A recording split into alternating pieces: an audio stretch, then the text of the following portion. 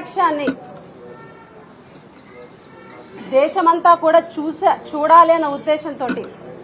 వాళ్ళ నిర్లక్ష్యం వల్ల ఆంధ్రప్రదేశ్ రాష్ట్రం ప్రభుత్వం నిర్లక్ష్యం వల్ల ఈరోజు ఒక ఇన్స్టిట్యూట్లోనే 170 మంది పిల్లలు హెపటైటిస్ ఏ బారిన పడడం, అలాగే ఇంకొక ఇన్స్టిట్యూట్ ఏకలవ్య మోడల్ రెసిడెన్షియల్ స్కూల్లో ఇంకొక 40 మంది ఎఫెక్ట్ అవ్వడం, ఆంధ్రప్రదేశ్ రాష్ట్ర ప్రభుత్వ నిర్లక్ష్యం వల్ల 2 పిల్లలు చనిపోవడం అనేది హిస్టరీలోనే ఎప్పుడు కూడా జరగనటువంటి పరిస్థితి. ఈ రాష్ట్ర ప్రభుత్వ నిర్లక్ష్యం వల్ల కేవలం ఇన్స్టిట్యూట్స్ లో 1.5 years గా ఈ ప్రభుత్వం వచ్చిన తర్వాత ఆర్ఓ ప్లాంట్స్ మెయింటెనెన్స్ చేయకపోవడం వల్ల, అదేవిధంగా శానిటేషన్ సరిగ్గా చేయకపోవడం వల్ల, ఇంకా ఇతర